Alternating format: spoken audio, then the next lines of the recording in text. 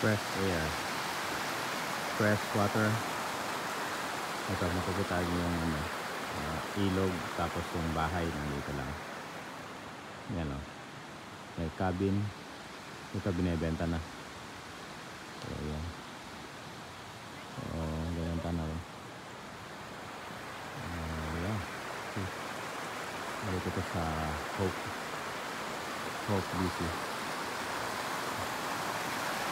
Lakad tayo para makita niyo yung ilog.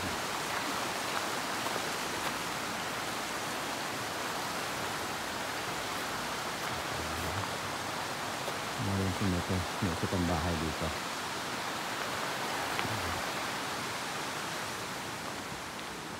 Ito pang bahay.